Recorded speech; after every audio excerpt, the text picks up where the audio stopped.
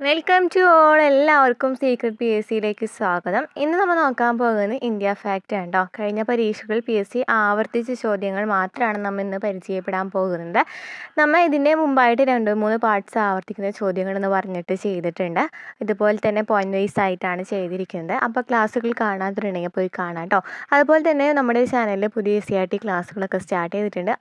അതുപോലെ തന്നെ P S C ചോദിക്കുന്ന പ്രീവിയസ് ക്വസ്റ്റ്യൻ ആൻസേഴ്സ് അതുമായി ബന്ധപ്പെട്ട CRT പാഠഭാഗങ്ങളൊക്കെ ചെയ്യുന്നുണ്ട്. ക്ലാസ്സുകൾ ഇഷ്ടമാണെന്നുണ്ടെങ്കിൽ സപ്പോർട്ട് ചെയ്യുക.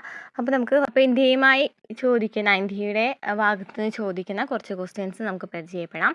പൂർവാർദ്ധഗോളത്തിലും ഉത്തരാർദ്ധഗോളത്തിലുമായിട്ടാണ് ഇന്ത്യ സ്ഥിതി ചെയ്യുന്നത്. ഇന്ത്യയുടെ സ്ഥാനം ചോദിക്കുകയാണെന്നുണ്ടെങ്കിൽ പൂർവാർദ്ധഗോളത്തിലും ഉത്തരാർദ്ധഗോളത്തിലുമായിട്ടാണ്.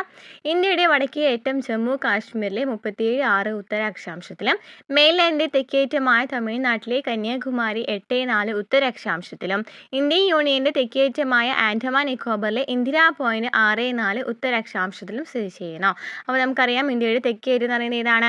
ഇന്ദിരാ പോയിന്റ് ആണ്. ഇനി പടിഞ്ഞാറേറ്റം എവിടെയാണ്? ഗുജറാത്തിലാണല്ലേ. പടിഞ്ഞാറേറ്റം ഗുജറാത്തിൽ, പൂർവ്വരേഖാംശം 67.7-ലും കിഴക്കേറ്റം അരുണാചൽ പ്രദേശിൽ 97.25 പൂർവ്വരേഖാംശത്തിലുമാണ് സ്ഥിതി ചെയ്യുന്നത്. അപ്പോൾ ഈ പോയിന്റ്സ് ചോദിക്കാറുണ്ട് അല്ലേ. നമുക്കറിയാം 8.4 എന്ന് പറയുന്ന ഉത്തരാക്ഷാംശത്തിലെ ചോദിക്കാറുണ്ട്. അതുപോലെ തന്നെ ഇവിടെ എന്താണ് ചോദിക്കാറ്? 37°6 ഇത് ചോദിക്കാറുണ്ട്. ഉത്തരാക്ഷാംശത്തിലാണ് ചോദിക്കാറുണ്ട്. അതുപോലെ തന്നെ പടിഞ്ഞാറ് വെച്ച് നോക്കുകയാണെന്നുണ്ടെങ്കിൽ 68.7-ഉം 97.25 എന്നുള്ളതും ചോദിക്കാറുണ്ട് അല്ലേ. പൂർവ്വരേഖാംശത്തിലാണ് സ്ഥിതി ചെയ്യുന്നത്. 68.7, 97.25. ഇനി ഇന്ത്യ അവകാശം ഉന്നയിക്കുന്നതും തർക്ക വിഷയവുമായ പ്രദേശങ്ങളിൽ ഇന്ത്യൻ യൂണിയൻ്റെ വടക്കേയറ്റത്തെ പോയിന്റ് എന്താണ്? ദഫ്ദാർ ആണ്. എന്താ പറയുന്നത്? ഇന്ത്യ അവകാശം ഉന്നയിക്കുന്നതും തർക്ക വിഷയവുമായ പ്രദേശങ്ങളിൽ ഇന്ത്യൻ യൂണിയൻ്റെ വടക്കേയറ്റത്തെ പോയിന്റ് എന്ന് പറയുന്നത് ഇതാണ്, ദഫ്ദാർ ആണ്. ചൈനയുടെ കൈവശമുള്ള പ്രദേശമാണ് ഈ ദഫ്ദാർ എന്ന് പറയുന്ന സ്ഥലം. ഇന്ത്യയുടെ നിയന്ത്രണത്തിലുള്ളതും തർക്കത്തിലുള്ളതുമായ പ്രദേശങ്ങളിൽ ഏറ്റവും വടക്കേയറ്റത്തെ പോയിന്റ് ഏതാണ്? കാശ്മീരിലെ കരാക്കോറം പാസ് ആണ്.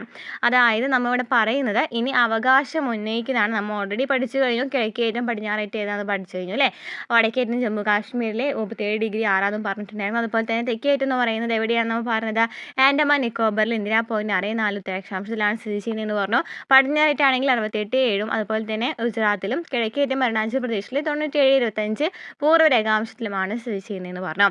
ഇനി തർക്കവുമായിട്ട് ബന്ധപ്പെട്ട് നോക്കുകയാണെന്നുണ്ടെങ്കിൽ ഇന്ത്യയിൽ അവകാശം ഉന്നയിക്കുന്നതും തർക്ക വിഷയമായ പ്രദേശം നോക്കുകയാണെന്നുണ്ടെങ്കിൽ ഇന്ത്യൻ യൂണിയൻ്റെ വടക്കേറ്റം എന്ന് പറയുന്നത് എവിടെയാണ്? ദഫ്ദാർ ആണ്. അതെന്ന് പറയുന്നത് ചൈനയിലെ സ്ഥലമാണ്.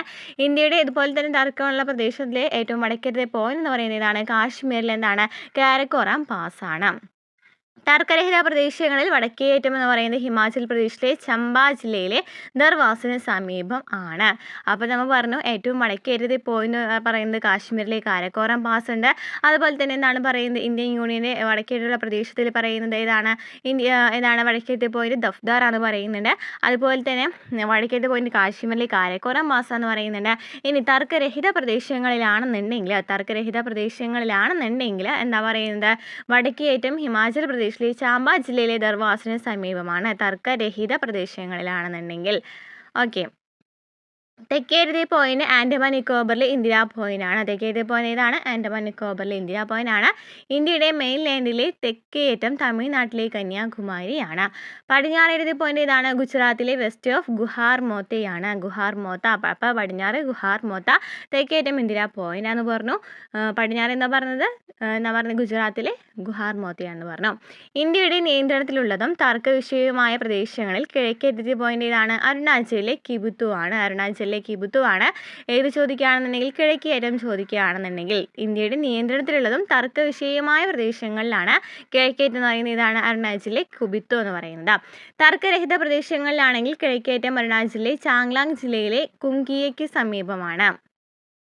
തർക്കരഹിത പ്രദേശങ്ങളിലാണെങ്കിൽ കിഴക്കേറ്റം എന്ന് പറയുന്നതാണ് അരുണാചലിലെ ചാങ്ലാങ് ജില്ലയിലെ കുംകിക്ക് സമീപമാണ്. Arunachal പ്രദേശാണ്. തർക്കരഹിത പ്രദേശങ്ങളിലാണെന്നുണ്ടെങ്കിൽ Arunachal പ്രദേശാണ്.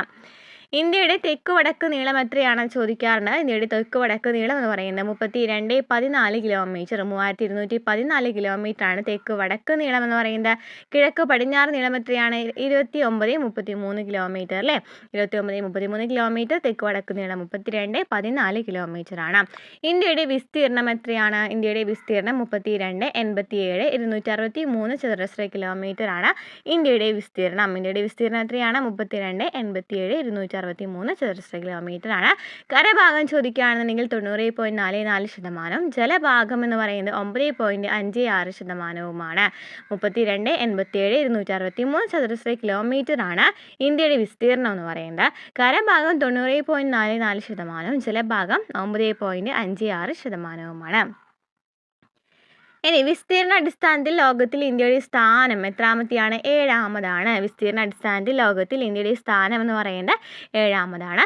Russia, Canada, China, USA, Brazil, Australia എന്നിവയാണ് ഇന്ത്യയേക്കാൾ വിസ്തീർണം കൂടിയ രാജ്യങ്ങൾ. അപ്പോൾ ഒന്നാമത്തേതാണ് റഷ്യയാണ്, 2 Canada, 3 China, USA, Brazil, Australia. അതിനുശേഷമാണ് ഇന്ത്യക്ക് 7ാമത്തെ സ്ഥാനമുള്ളത് വിസ്തീർണത്തിൻ്റെ കാര്യത്തിൽ. 2011 സെൻസസ് പ്രകാരം ഇന്ത്യയിലെ ജനസംഖ്യ എത്രയാണ്? 121 കോടിയാണ്. 2011 സെൻസസ് പ്രകാരം ഇന്ത്യയിലെ ജനസംഖ്യ 121 കോടിയാണ്. ജനസംഖ്യയിൽ ലോകത്ത് ഇന്ത്യയുടെ സ്ഥാനം എത്രാമതാണ്? 2ാമതാണ്. ജനസംഖ്യയിൽ ലോകത്ത് ഇന്ത്യയുടെ സ്ഥാനം എന്ന് പറയുന്നത് 2ാമതാണ്. അപ്പോൾ നമ്മൾ പറഞ്ഞു വിസ്തീർണത്തിലാണെങ്കിൽ 7ാം സ്ഥാനമാണ്, ജനസംഖ്യയിലാണെന്നുണ്ടെങ്കിൽ 2ാം സ്ഥാനമാണുള്ളത്. 1ാം സ്ഥാനത്ത് എവിടെയാണ്? ചൈനയാണ്. USA, ഇന്തോനേഷ്യ, ബ്രസീൽ തുടങ്ങിയവയാണ് ജനസംഖ്യയിൽ ഇന്ത്യക്ക് തൊട്ട് പിന്നിലുള്ള രാജ്യങ്ങൾ. ഏതൊക്കെയാണ്? USA, ഇന്തോനേഷ്യ, ബ്രസീൽ എന്നിവയാണ് 3, 4, 5 സ്ഥാനങ്ങളിൽ വരുന്നത്. USA, ഇന്തോനേഷ്യ, ബ്രസീൽ എന്നിവയാണ്. ഏഷ്യയിൽ ഇന്ത്യക്ക് വിസ്തീർണത്തിൽ ജനസംഖ്യയിലും 2ാം സ്ഥാനമാണുള്ളത്. ഏഷ്യയിൽ ഇന്ത്യക്ക് വിസ്തീർണത്തിലും ജനസംഖ്യ എത്രയാണ്? 2ാം സ്ഥാനമാണുള്ളത്. ചൈനയാണ് ഇക്കാര്യത്തിൽ ഇന്ത്യയെ പിന്നിലാക്കുന്നത്. തെക്കേന്ത്യയിലെ ഏറ്റവും വിസ്തീർണവും ജനസംഖ്യയും കൂടിയ രാജ്യമാണ് ഇന്ത്യ എന്ന് പറയുന്നത് അല്ലേ? തെക്കനേഷ്യയിലെ ഏറ്റവും വിസ്തീർണവും ജനസംഖ്യയും കൂടിയ രാജ്യമെന്ന് ചോദിക്കുകയാണെന്നുണ്ടെങ്കിൽ ഇന്ത്യയാണ്. കോമൺവെൽത്ത് രാജ്യങ്ങളിൽ ഏറ്റവും ജനസംഖ്യ കൂടിയ രാജ്യമാണ് ഇന്ത്യ. കോമൺവെൽത്ത് രാജ്യങ്ങളിൽ നോക്കുകയാണെന്നുണ്ടെങ്കിലും ഏറ്റവും കൂടുതൽ ജനസംഖ്യ കൂടിയ രാജ്യമെന്ന് ചോദിക്കുകയാണെന്നുണ്ടെങ്കിൽ ഇന്ത്യയാണ്. എന്നാൽ വിസ്തീർണത്തിൻ്റെ കാര്യത്തിൽ ചോദിക്കുകയാണെന്നുണ്ടെങ്കിൽ കാനഡയാണ് കേട്ടോ. ലോകത്തിൻ്റെ കരവിസ്തീർണത്തിൽ 2.4% അഥവാ 1/4 ഭാഗത്തെ ഇന്ത്യ ഉൾക്കൊള്ളുന്നു. ലോകത്തിൽ കരവിസ്തീർണത്തിന് 2.4% അല്ലെങ്കിൽ 1/4 ഭാഗം എന്ന് പറയുന്നത് ഇന്ത്യ ഉൾക്കൊള്ളുന്നുണ്ട്. ഭൂഗോളം മൊത്തത്തിൽ പരിഗണിക്കുകയാണെന്നുണ്ടെങ്കിൽ ഇന്ത്യയുടെ വിസ്തീർണം 0.57%.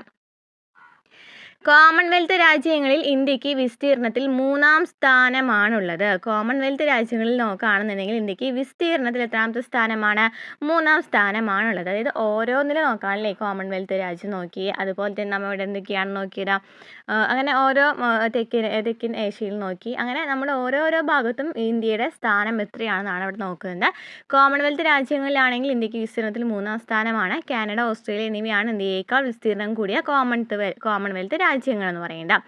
ഇന്ത്യയാണ് ഇന്ത്യൻ ഉപഭൂഖണ്ഡത്തിലെ ഏറ്റവും വലിയ രാജ്യം. ഇന്ത്യൻ ഉപഭൂഖണ്ഡത്തിലെ ഏറ്റവും വലിയ രാജ്യം ഏതാണ്? ഇന്ത്യയാണ്. ഇന്ത്യ, പാകിസ്ഥാൻ, ഭൂട്ടാൻ, നേപ്പാൾ എന്നീ രാജ്യങ്ങൾ ഉൾപ്പെട്ട ഭൂവിഭാഗമാണ് ഇന്ത്യൻ ഉപഭൂഖണ്ഡം എന്ന് പറയുന്നത്. കടലിലേക്ക് തള്ളി നിൽക്കുന്ന ഇന്ത്യയുടെ ഉപഭാഗമാണ് ഈ ഇന്ത്യൻ ഉപദ്വീപ് എന്ന് അറിയപ്പെടുന്നത്. അപ്പോൾ ഇന്ത്യൻ ഉപദ്വീപ് എന്ന് വെച്ചാൽ എന്താണ്? കടലിലേക്ക് തള്ളി നിൽക്കുന്ന ഇന്ത്യയുടെ ഭാഗത്തെയാണ് ഇന്ത്യൻ ഉപദ്വീപ് എന്നറിയപ്പെടുന്നത്. അപ്പോൾ ഇന്ത്യൻ ഉപഭൂഖണ്ഡം എന്ന് വെച്ചാൽ എന്താണ്? ഇന്ത്യൻ ഉപഭൂഖണ്ഡത്തിൽ ഏതൊക്കെ രാജ്യങ്ങളാണ് വരുന്നത്? ഇന്ത്യ, പാകിസ്ഥാൻ, ഭൂട്ടാൻ, നേപ്പാൾ എന്നീ രാജ്യങ്ങൾ കൂടി ചേർന്നതാണ് ഈ ഇന്ത്യൻ ഉപഭൂഖണ്ഡം എന്ന് പറയുന്നത്. ഏതൊക്കെ രാജ്യങ്ങളാണ് നമ്മൾ പറഞ്ഞത്? ഇന്ത്യ, പാകിസ്ഥാൻ, ഭൂട്ടാൻ, നേപ്പാൾ. ഇന്ത്യ, പാകിസ്ഥാൻ, ഭൂട്ടാൻ, നേപ്പാൾ എന്നീ രാജ്യങ്ങൾ വരുന്നതിനെയാണ് ഇന്ത്യൻ ഉപഭൂഖണ്ഡം എന്ന് പറയുന്നത്. ഈ ഇന്ത്യൻ ഉപഭൂഖണ്ഡത്തിലെ ഏറ്റവും വലിയ രാജ്യമാണ് ഇന്ത്യ എന്ന് പറയുന്നത്. ഓക്കെ, ക്ലിയർ ആയല്ലോ? ഇനി എന്താണ് ഇന്ത്യൻ ഉപദ്വീപ് എന്ന് വെച്ചാൽ എന്താണ്? കടലിലേക്ക് തള്ളി നിൽക്കുന്ന ഇന്ത്യയുടെ ഭാഗത്തെയാണ് ഇന്ത്യൻ ഉപദ്വീപ് എന്ന് അറിയപ്പെടുന്നത്. കടലിലേക്ക് തള്ളി നിൽക്കുന്ന ഇന്ത്യയുടെ ഭാഗത്തെയാണ് ഇന്ത്യൻ ഉപദ്വീപ് എന്നറിയപ്പെടുന്നത്. ഇനി ഇന്ത്യൻ ഉപദ്വീപിൻ്റെ പടിഞ്ഞാറ് ഭാഗം ഏതാണെന്ന് ചോദിക്കാറുണ്ട് അല്ലേ? ഇന്ത്യൻ ഉപദ്വീപിൻ്റെ പടിഞ്ഞാറ് ഭാഗം ഏതാണ്? ഇന്ത്യൻ ഉപദ്വീപിൻ്റെ പടിഞ്ഞാറ് ഭാഗത്ത് അറേബ്യൻ കടലും കിഴക്ക് ഭാഗത്ത് ബംഗാൾ ഉൾക്കടലും തെക്ക് ഭാഗത്ത് എന്താണ്? ഇന്ത്യൻ മഹാസമുദ്രവുമാണല്ലേ? നമുക്കറിയാം, മേപ്പുറത്ത് നോക്കുകയാണെന്നുണ്ടെങ്കിൽ ഇന്ത്യൻ ഉപദ്വീപിൻ്റെ പടിഞ്ഞാറ് ഭാഗത്ത് അറേബ്യൻ കടലാണ്, കിഴക്ക് ഭാഗത്ത് ബംഗാൾ ഉൾക്കടൽ, തെക്ക് ഭാഗത്ത് ഇന്ത്യൻ മഹാസമുദ്രവുമാണ്. ഇനി അറേബ്യൻ കടലും ബംഗാൾ ഉൾക്കടലൊക്കെ എന്താണ്? ഇന്ത്യൻ മഹാസമുദ്രത്തിൻ്റെ ഭാഗമാണ്. ഓക്കെ, ക്ലിയർ ആയല്ലോ?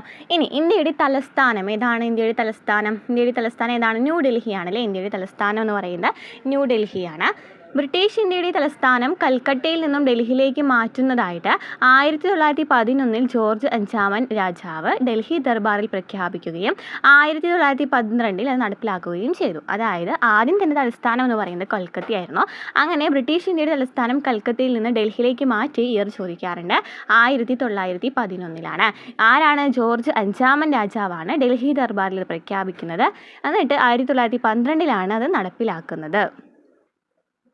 ഇന്ത്യയുടെ കിഴക്ക് ഭാഗത്തായിരുന്ന കൽക്കട്ടയേക്കാൾ ബ്രിട്ടീഷ് ഇന്ത്യയുടെ ഉത്തരഭാഗത്തിൻ്റെ മധ്യത്തായിരുന്നു ഡൽഹി ഭരണനിർവഹണത്തിന് കൂടുതൽ അനുയോജ്യമായിരിക്കുമെന്ന നിഗമനമാണ് തലസ്ഥാനം മാറ്റുന്നതിന് പ്രേരണയായത്. അപ്പോൾ തലസ്ഥാനം മാറ്റുന്നതിന് കാരണം എന്താണ്?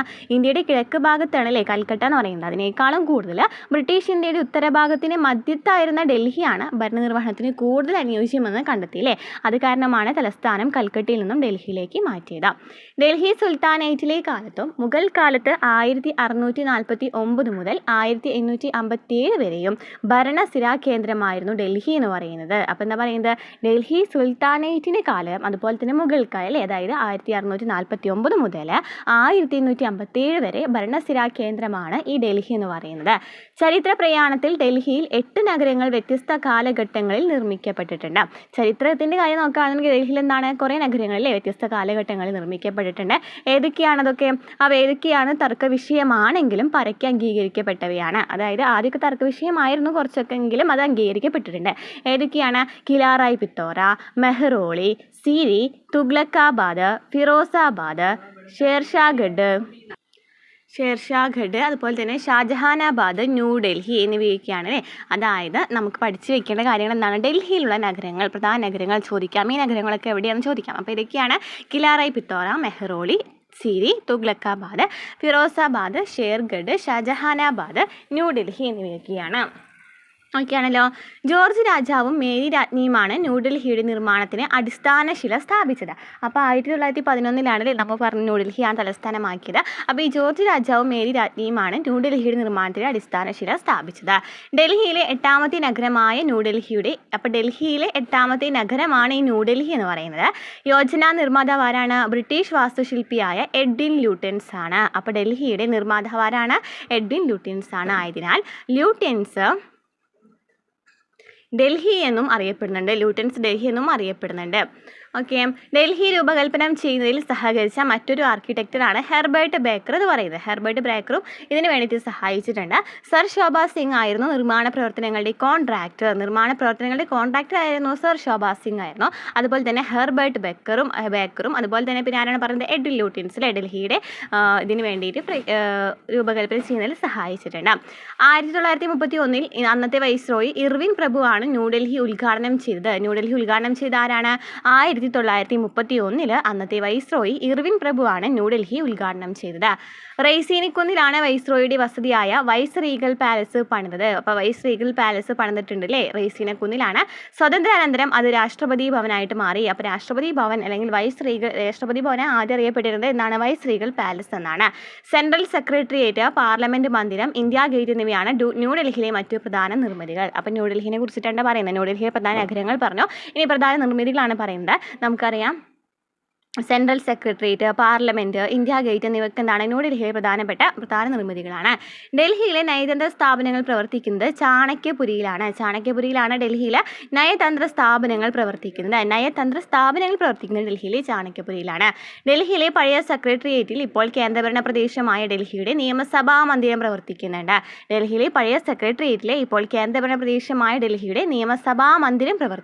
ഡൽഹിയിൽ. അതുപോലെ ഡൽഹിയുടെ പുരാതന നാമം ചോദിക്കുകയാണെങ്കിൽ എന്താണ്? ഇന്ദ്രപ്രസ്ഥം എന്നാണ്. ഇത് ഇതിഹാസത്തിലെ പാണ്ഡവ രാജധാനിയാണ് അല്ലേ. പുരാതന നാമം ചോദിക്കുകയാണെന്നുണ്ടെങ്കിൽ എന്താണ്? ഇന്ദ്രപ്രസ്ഥമാണ്. ഡൽഹി ഇന്ത്യയുടെ തലസ്ഥാനമായി ഇതിൻ്റെ 100ാം വാർഷികം 2011 ആഘോഷിച്ചത്. 2011 100ാം വാർഷികം ആഘോഷിച്ചത്. കാരണം 1911 ന്യൂഡൽഹി തലസ്ഥാനമാക്കി മാറ്റിയത്. സ്വതന്ത്ര ഇന്ത്യയുടെ അധികാര കൈമാറ്റത്തിന് വേദിയായതും ന്യൂഡൽഹിയാണ്. എവിടെയാണ്? ന്യൂഡൽഹിയാണ്. 1991 ഭരണഘടനയുടെ 69ാം ഭേദഗതി പ്രകാരം ഡൽഹിക്ക് ദേശീയ തലസ്ഥാന പ്രദേശം എന്ന പ്രത്യേക പദവി നൽകി. ചോദിക്കാറുണ്ട് അല്ലേ. ഏത് ഭേദഗതിയാണ്? 1991 69ാം ഭേദഗതിയാണ്. അപ്പോൾ ഡൽഹിക്ക് സ്വന്തമായിട്ട് നിയമസഭയും ഹൈക്കോടതിയും ഒക്കെ ഉണ്ട്. എന്നാലും ഭരണഘടനാപരമായിട്ട് നോക്കുകയാണെങ്കിൽ ഡൽഹി ഒരു കേന്ദ്രഭരണ പ്രദേശമാണ്. സ്വന്തമായിട്ട് നിയമസഭയും ഹൈക്കോടതിയും ഒക്കെ ഉണ്ടെങ്കിലും ഭരണഘടനാപരമായിട്ട് ഡൽഹി എന്താണ്? ഒരു കേന്ദ്രഭരണ പ്രദേശമാണ്. 7 അംഗങ്ങൾ ലോകസഭയിൽ 3 അംഗങ്ങൾ രാജ്യസഭയിലും ഡൽഹിയെ പ്രതിനിധാനം ചെയ്യുന്നുണ്ട്. 7 അംഗങ്ങൾ ലോകസഭയിലും 3 അംഗങ്ങൾ രാജ്യസഭയിലും ഡൽഹിയെ പ്രതിനിധാനം ചെയ്യുന്നുണ്ട്. ഒന്നിലധികം അംഗങ്ങളെ പാർലമെൻറ്റിൻ്റെ ഇരുസഭകളിലേക്കും അയക്കുന്ന ഏക കേന്ദ്രഭരണ പ്രദേശം ചോദിക്കുകയാണെന്നുണ്ടെങ്കിൽ ഏതാണ്?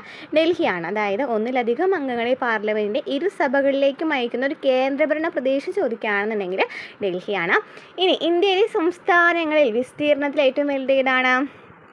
അപ്പോൾ ഡൽഹിനെ കുറിച്ച് പറഞ്ഞു കഴിഞ്ഞു കേട്ടോ. ഇനി നമുക്ക് പഠിക്കാൻ പോകുന്നത് ഇന്ത്യയിലെ സംസ്ഥാനങ്ങളിലെ ഏറ്റവും വലിയ രാജ്യം, ചെറിയ രാജ്യം, അതുപോലെ തന്നെ ജനസാന്ദ്രത കൂടുതലൊക്കെ പഠിക്കാൻ പോണേ. ഇന്ത്യയിൽ സംസ്ഥാനങ്ങളിൽ വിസ്തീർണത്തിൽ ഏറ്റവും വലുത് രാജസ്ഥാനും ഏറ്റവും ചെറുതേതാണ് ഗോവയുമാണ്. ഏറ്റവും വലുതേതാണ്? രാജസ്ഥാനാണ്. ഏറ്റവും ചെറുതേതാണ്? ഗോവയാണ്. ഏറ്റവും ജനസംഖ്യ കൂടിയ സംസ്ഥാനം ഉത്തർപ്രദേശാണ്. ജനസംഖ്യ കുറഞ്ഞതേതാണ്? സിക്കിമാണ്. ജനസംഖ്യ കൂടിയ സംസ്ഥാനം ഉത്തർപ്രദേശാണ്. കുറഞ്ഞത് സിക്കിമാണ്. ഇനി ജനസാന്ദ്രത നോക്കുകയാണെന്നുണ്ടെങ്കിൽ ജനസാന്ദ്രത കൂടുതൽ ബീഹാറിലാണ്, അരുണാചൽ പ്രദേശിലാണ് ഏറ്റവും കുറവ്. അപ്പോൾ ജനസംഖ്യ നമ്മൾ പറഞ്ഞു ഉത്തർപ്രദേശാണ്, ജനസംഖ്യ കുറവ് പറഞ്ഞു സിക്കിമാണ് അല്ലേ. ജനസാന്ദ്രത കൂടുതൽ ബീഹാറിലും അരുണാചൽ പ്രദേശിലാണ് ഏറ്റവും കുറവ്. ഏറ്റവും സാക്ഷരത കൂടിയ സംസ്ഥാനം കേരളമാണ്. ബീഹാറാണ് ഇക്കാര്യത്തിൽ ഏറ്റവും പിന്നിൽ. ഏറ്റവും സാക്ഷരത കൂടിയ സംസ്ഥാനം കേരളമാണ്.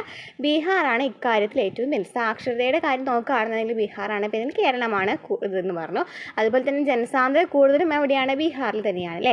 ഏറ്റവും സ്ത്രീ പുരുഷ അനുപാതം എവിടെയാണ്? ഏറ്റവും സ്ത്രീ പുരുഷ അനുപാതം കൂടുതൽ എവിടെയാണ്? ഏറ്റവും സ്ത്രീ പുരുഷാനുപാതം കൂടിയ സംസ്ഥാനം എവിടെയാണ്? കേരളമാണ്. ഹരിയാനയിലാണ് ഏറ്റവും കുറവ് എന്ന് പറയുന്നത്. കൂടിയ സംസ്ഥാനം കേരളമാണ്. സ്ത്രീ പുരുഷാനുപാതം നോക്കുകയാണെന്നുണ്ടെങ്കിൽ ഹരിയാനയിലാണ് ഏറ്റവും കുറവ്. ഓക്കെ, ഇനി നമുക്ക് ഓരോ പ്രദേശങ്ങൾ നോക്കി പോകാം. ഉയർന്ന പ്രദേശവും താഴ്ന്ന പ്രദേശവും നോക്കാം കേട്ടോ.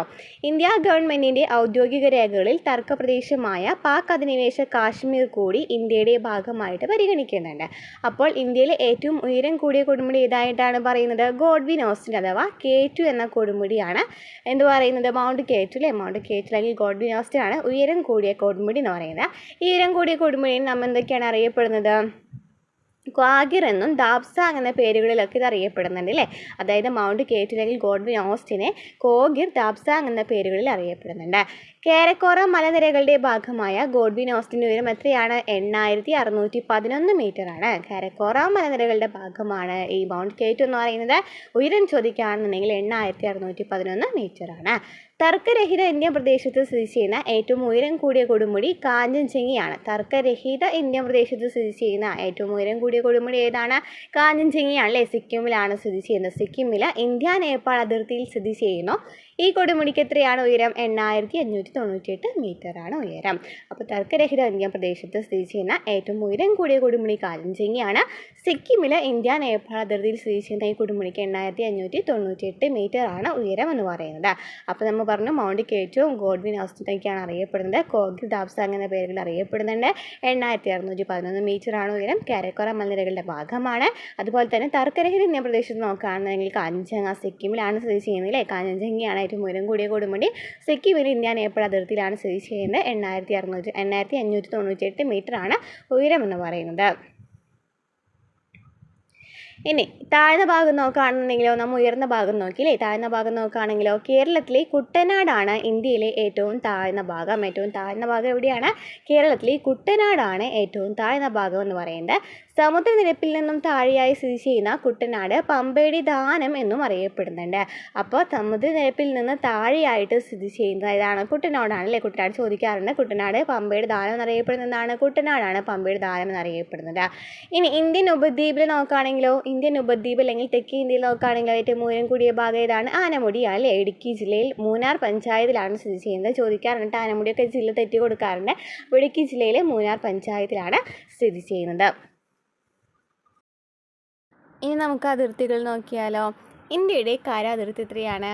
ഇന്ത്യയുടെ കര അതിർത്തി എന്ന് പറയുന്നത് 15200 കിലോമീറ്ററാണ്. ഇന്ത്യയുടെ കര അതിർത്തി എന്ന് പറയുന്നത് എത്രയാണ്?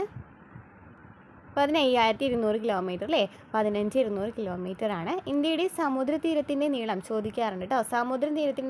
തീരത്തിൻ്റെ നീളം ചോദിക്കാറുണ്ട്. 7516.6 കിലോമീറ്ററാണ്. 7516.6 കിലോമീറ്ററാണ്. ഇത് രണ്ടും ഉൾപ്പെടെ ഇന്ത്യയുടെ ആകെ അതിർത്തി എന്ന് പറയുന്നത് എത്രയാണ്? 22716.6 കിലോമീറ്ററാണ്. അപ്പോൾ ഇത് പഠിച്ചു വയ്ക്കുക. 7516.6 കിലോമീറ്ററാണ് സമുദ്രതീരത്തിൻ്റെ നീളം എന്ന് പറയുന്നത്. കര അതിർത്തി ചോദിക്കുകയാണെന്നുണ്ടെങ്കിൽ 15,200 കിലോമീറ്ററാണ്.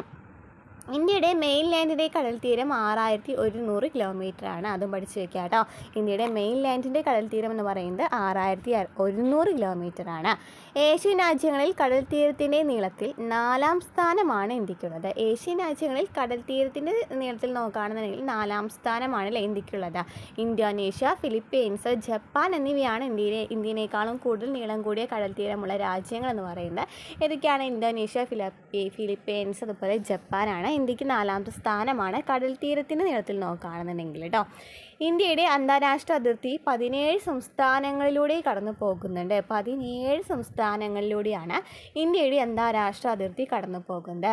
കടൽ തീരമുള്ള 9 സംസ്ഥാനങ്ങളാണല്ലേ. കടൽ തീരമുള്ള എത്ര സംസ്ഥാനങ്ങളാണ്? 9 സംസ്ഥാനങ്ങൾക്കാണ് കടൽ തീരമുള്ളത്. ചോദിക്കാറുണ്ട് അല്ലേ. ഗുജറാത്ത്, മഹാരാഷ്ട്ര, ഗോവ, കർണാടക, കേരളം, തമിഴ്നാട്, ആന്ധ്രാപ്രദേശ്, ഒറീസ, പശ്ചിമ ബംഗാൾ എന്നിവയാണ് കടൽ തീരമുള്ള സംസ്ഥാനങ്ങൾ. അപ്പോൾ 17 സംസ്ഥാനങ്ങളിലൂടെ അന്താരാഷ്ട്ര അതിർത്തി കടന്നു പോകുന്നുണ്ട്. കടൽ തീരമുള്ളത് 9 സംസ്ഥാനങ്ങൾക്കാണ്. ഏതൊക്കെയാണ്?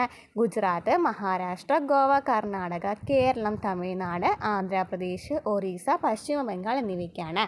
ഏറ്റവും കൂടുതൽ കടൽ തീരമുള്ള സംസ്ഥാനം ഏതാണ്? ഏറ്റവും കൂടുതൽ കടൽ തീരമുള്ള സംസ്ഥാനം ഗുജറാത്താണല്ലേ. ഏറ്റവും കൂടുതൽ കടൽ തീരമുള്ള സംസ്ഥാനം ഗുജറാത്താണ്.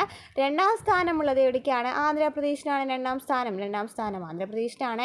ഏറ്റവും കൂടുതൽ കടൽ തീരമുള്ള ദക്ഷിണേന്ത്യൻ സംസ്ഥാനം ചോദിക്കുകയാണെന്നുണ്ടെങ്കിൽ ആന്ധ്രാപ്രദേശാണ്. അപ്പോൾ ഏറ്റവും കൂടുതൽ കടൽ തീരമുള്ള സംസ്ഥാനം ഗുജറാത്തും, സെക്കൻഡ് ആന്ധ്രാപ്രദേശുമാണ്. ദക്ഷിണേന്ത്യൻ സംസ്ഥാനം ചോദിക്കുകയാണെന്നുണ്ടെങ്കിൽ ഏറ്റവും കൂടുതൽ കടൽ തീരമുള്ളത് ആന്ധ്രാപ്രദേശിനാണ്. അന്താരാഷ്ട്ര അതിർത്തിയും കടൽ തീരവുമുള്ള 2 സംസ്ഥാനങ്ങളാണുള്ളത്. അന്താരാഷ്ട്ര അതിർത്തിയും കടൽ തീരവുമുള്ള 2 സംസ്ഥാനങ്ങളാണുള്ളത്. ഗുജറാത്തും പശ്ചിമ ബംഗാളും. അന്യരാജ്യങ്ങളുമായി അതിർത്തി പങ്കിടാത്തതും കടൽ തീരവും ഇല്ലാത്തതുമായ 4 സംസ്ഥാനങ്ങളുണ്ട്. അന്യരാജ്യങ്ങളുമായിട്ട് അതിർത്തിയും പങ്കിടുന്നില്ല, കടൽ തീരവുമില്ല. ഇതൊക്കെയാണ് മധ്യപ്രദേശ്, ഛത്തീസ്ഗഡ്, ജാർഖണ്ഡ്, ഹരിയാന. മധ്യപ്രദേശ്, ഛത്തീസ്ഗഡ്, ജാർഖണ്ഡ്, ഹരിയാന.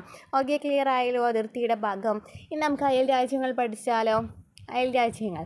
കാശ്മീർ മുഴുവൻ ഇന്ത്യയുടെ ഭാഗമായി പരിഗണിക്കുമ്പോൾ പാക് അധിനിവേശ കാശ്മീരുമായി അതിർത്തി പങ്കിടുന്ന അഫ്ഗാനിസ്ഥാൻ ഉൾപ്പെടെ 7 രാജ്യങ്ങൾ ഇന്ത്യയുമായിട്ട് കര അതിർത്തി പങ്കിടുന്നുണ്ട്. അപ്പോൾ കര അതിർത്തി പങ്കിടുന്നത് എത്ര രാജ്യങ്ങളാണ്? 7 രാജ്യങ്ങളാണ്. കര അതിർത്തി പങ്കിടുന്നത് 7 രാജ്യങ്ങളാണ്. നമ്മൾ ഇവിടെ എന്താണ് പറഞ്ഞത്? കടൽ തീരം നമ്മൾ പറഞ്ഞിട്ടുണ്ടായിരുന്നില്ലേ. കടൽ തീരം എന്ന് പറയുന്നത് 9 സംസ്ഥാനങ്ങൾക്കാണ്. അന്താരാഷ്ട്ര അതിർത്തി കടന്നു പോകുന്നത് 17 സംസ്ഥാനങ്ങൾക്കാണ്. കര അതിർത്തി പങ്കിടുന്നത് 7 രാജ്യങ്ങളുമായിട്ടാണ്. അഫ്ഗാനിസ്ഥാൻ, പാകിസ്ഥാൻ, ചൈന, നേപ്പാൾ, ഭൂട്ടാൻ, മ്യാൻമർ, ബംഗ്ലാദേശ് എന്നിവയുമായി ഇന്ത്യക്ക് കര അതിർത്തിയുണ്ട്. അപ്പോൾ ഇന്ത്യക്ക് കര അതിർത്തി ഉള്ളത് ഏതൊക്കെ രാജ്യങ്ങളായിട്ടാണ്? അഫ്ഗാനിസ്ഥാൻ, പാകിസ്ഥാൻ, ചൈന, നേപ്പാൾ, ഭൂട്ടാൻ, മ്യാൻമർ, ബംഗ്ലാദേശ് എന്നിവയുമായിട്ടാണ്. ഇന്ത്യയുമായിട്ട് ഏറ്റവും കൂടുതൽ അതിർത്തിയുള്ള രാജ്യം ബംഗ്ലാദേശാണ്. ചോദിക്കാറുണ്ടല്ലേ. ഇന്ത്യയുമായിട്ട് ഏറ്റവും കൂടുതൽ അതിർത്തിയുള്ള രാജ്യം ഏതാണ്? ബംഗ്ലാദേശാണ്. അഫ്ഗാനിസ്ഥാനുമായിട്ടാണ് ഏറ്റവും കുറച്ച് അതിർത്തി പങ്കിടുന്നത്. ഏറ്റവും കൂടുതൽ അതിർത്തിയുള്ള രാജ്യം ബംഗ്ലാദേശാണ്. അഫ്ഗാനിസ്ഥാനായിട്ടാണ് ഏറ്റവും കുറച്ച് അതിർത്തിയുള്ളത്. ഏത് രാജ്യമായിട്ടാണ്? അഫ്ഗാനിസ്ഥാനുമായിട്ടാണ്. ഓക്കെ ആണല്ലോ. ഏറ്റവും കൂടുതൽ ഇന്ത്യൻ സംസ്ഥാനങ്ങളുമായിട്ട് അതിർത്തി പങ്കിടുന്ന രാജ്യം ഏതാണ്? നേപ്പാളാണ്. ഏറ്റവും കൂടുതൽ ഇന്ത്യൻ സംസ്ഥാനങ്ങളുമായിട്ട് അതിർത്തി പങ്കിടുന്ന രാജ്യം നേപ്പാളാണ്. ഉത്തരാഖണ്ഡ്, ഉത്തർപ്രദേശ്, ബീഹാർ, പശ്ചിമ ബംഗാൾ, സിക്കിം എന്നീ 5 സംസ്ഥാനങ്ങൾ നേപ്പാളുമായിട്ട് പങ്കിടുന്നുണ്ട്. ഉത്തരാഖണ്ഡ്, ഉത്തർപ്രദേശ്, ബീഹാർ, പശ്ചിമ ബംഗാൾ, സിക്കിം എന്നീ 5 സംസ്ഥാനങ്ങളാണ് നേപ്പാളുമായിട്ട് പങ്കിടുന്നത്. 4 ഇന്ത്യൻ സംസ്ഥാനങ്ങളുമായി അതിർത്തി പങ്കിടുന്ന അയൽ രാജ്യങ്ങളാണ് പാകിസ്ഥാനും ഭൂട്ടാനും. അപ്പോൾ പാകിസ്ഥാനും ഭൂട്ടാനും 4 ഇന്ത്യൻ സംസ്ഥാനങ്ങളായിട്ട് അതിർത്തി പങ്കിടുന്നുണ്ട്. ഏറ്റവും കൂടുതൽ നമ്മൾ പറഞ്ഞു നേപ്പാളാണെന്നല്ലേ. ഗുജറാത്ത്, രാജസ്ഥാൻ, പഞ്ചാബ്, ജമ്മു കാശ്മീർ എന്നിവ പാകിസ്ഥാനുമായും സിക്കിം, പശ്ചിമ ബംഗാൾ, അസം, അരുണാചൽ എന്നിവ ഭൂട്ടാനുമായിട്ടും അതിർത്തി പങ്കിടുന്നുണ്ട്. അപ്പോൾ എന്താണ് പറയുന്നത്? ഗുജറാത്ത്, രാജസ്ഥാൻ, പഞ്ചാബ്, ജമ്മു കാശ്മീർ ഇപ്പോൾ ഇല്ല അല്ലേ. ഇതുപോലെ തന്നെ അത് പാകിസ്ഥാനുമായിട്ടാണ്. ജമ്മു കാശ്മീർ സംസ്ഥാനമായിട്ടില്ല, കേന്ദ്രഭരണ പ്രദേശമായിട്ടാണ് അല്ലേ ഇപ്പോൾ ഉള്ളത്. സിക്കിം, പശ്ചിമ ബംഗാൾ, അസം, അരുണാചൽ എന്നിവ ഭൂട്ടാനുമായിട്ടും അതിർത്തി പങ്കിടുന്നുണ്ട്. ഇന്ത്യയുമായിട്ട് അതിർത്തി പങ്കിടുന്ന ഏറ്റവും വലിയ രാജ്യം ഏതാണ്? ചൈനയാണ്. ഏറ്റവും വലിയ രാജ്യം ചോദിക്കാറുണ്ട് അല്ലേ? ചൈനയാണ് ഇന്ത്യയുമായി അതിർത്തി പങ്കിടുന്ന ഏറ്റവും വലിയ രാജ്യം. അത് വിസ്തീർണത്തിലാണെന്നുണ്ടെങ്കിലും ജനസംഖ്യയിലാണെന്നുണ്ടെങ്കിലും. ഇന്ത്യയുടെ സമീപമുള്ള ദ്വീപ് രാഷ്ട്രങ്ങൾ ഏതൊക്കെയാണ്? ശ്രീലങ്കയും മാലദ്വീപ്, ഇന്തോനേഷ്യ എന്നിവയാണ് ഇന്ത്യയുടെ സമീപമുള്ള ദ്വീപ് രാഷ്ട്രങ്ങൾ. ഏതൊക്കെയാണ്? ശ്രീലങ്ക, മാലദ്വീപ്, ഇന്തോനേഷ്യ. മാലദ്വീപ് ഏഷ്യൻ രാജ്യങ്ങളിൽ വിസ്തീർണത്തിലും ജനസംഖ്യയിൽ ഏറ്റവും ചെറുതുമാണ്. മാലദ്വീപ് ഏഷ്യൻ രാജ്യങ്ങളിൽ വിസ്തീർണത്തിലും ജനസംഖ്യയിലും ഏറ്റവും ചെറുതാണ് മാലദ്വീപ് എന്ന് പറയുന്നത്. ഇന്ത്യയുടെ ഏറ്റവും ചെറിയ അയൽ രാജ്യം ഏതാണ്? മാലദ്വീപാണ് ഏറ്റവും ചെറിയ അയൽ രാജ്യം. എന്നാൽ ഇത് ചോദിക്കാറുണ്ട് കേട്ടോ. എന്നാൽ ഇന്ത്യയുമായിട്ട് കരാതിർത്തി പങ്കിടുന്ന ഏറ്റവും ചെറിയ രാജ്യം ചോദിക്കുകയാണെന്നുണ്ടെങ്കിൽ ഭൂട്ടാനാണ്. അപ്പോൾ കരാതിർത്തി പങ്കിടുന്ന ഏറ്റവും ചെറിയ രാജ്യം ഭൂട്ടാനാണ്. എന്നാൽ ഏറ്റവും ചെറിയ അയൽ രാജ്യം ചോദിക്കുകയാണെന്നുണ്ടെങ്കിൽ മാലദ്വീപാണ് ശരിക്കും. എന്നാൽ കരാതിർത്തി എന്ന് എടുത്ത് ചോദിക്കുകയാണെന്നുണ്ടെങ്കിൽ ഏതാണ്? ഭൂട്ടാനാണ്.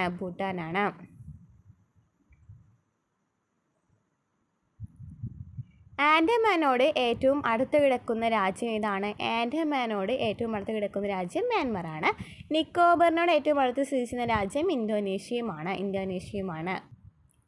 മ്യാൻമറിലെ അരക്കൻ യോമ പർവ്വതനിരയുടെ തുടർച്ചയാണ് ആൻഡമാൻ നിക്കോബർ ദ്വീപ സമൂഹം എന്ന് പറയുന്നത്. ഭൂമിശാസ്ത്രപരമായിട്ട് ഇത് തെക്ക് കിഴക്കൻ ഏഷ്യയുടെ ഭാഗമാണ്. ഇന്ത്യൻ ഉപഭൂഖണ്ഡത്തിലെ മറ്റെല്ലാ ഭാഗങ്ങളും തെക്കൻ ഏഷ്യയിലാണ് ഉൾപ്പെടുന്നത്. അപ്പം മ്യാൻമറിലെ അരക്കൻ യോമ പർവ്വതനിരയുടെ തുടർച്ചയാണ് ഈ ആൻഡമാൻ നിക്കോബർ ദ്വീപ് സമൂഹം എന്ന് പറയുന്നത്.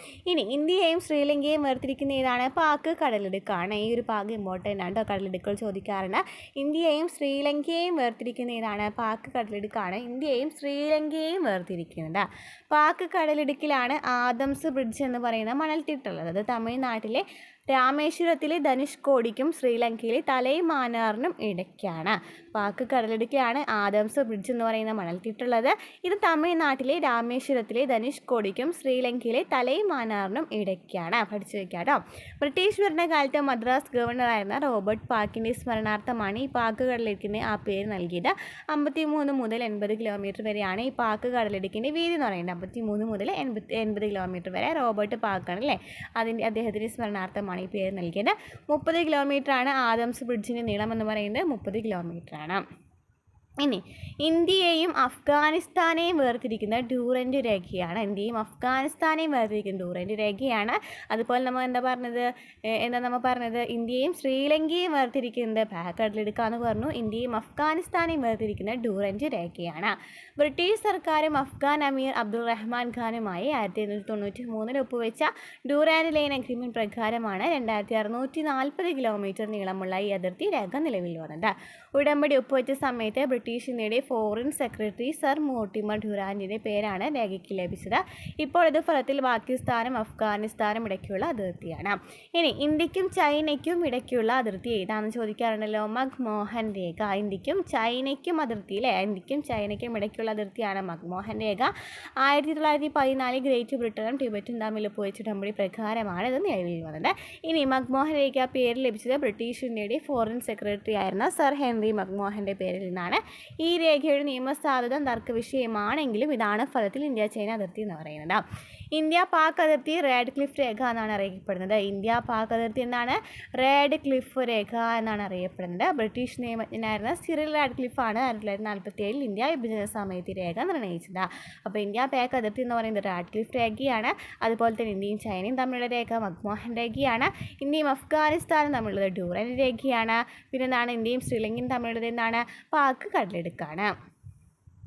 അപ്പോൾ ഇത്രയൊക്കെയാണ് ഇന്നത്തെ ക്ലാസ്സിൽ നമ്മൾ ഉൾപ്പെടുത്തിയിരിക്കുന്നത് കേട്ടോ. ഇനി നമുക്ക് ഉത്തരായന രേഖയും ഇനിയും കുറച്ച് ഇന്ത്യയെ കുറിച്ച് ഇനിയും പഠിക്കാനുള്ള ഉത്തരായന രേഖ, ജനസാന്ദ്രത, ജനസംഖ്യയൊക്കെ നമ്മൾ ഡീറ്റെയിൽ ആയിട്ട് പഠിക്കാനുണ്ട്.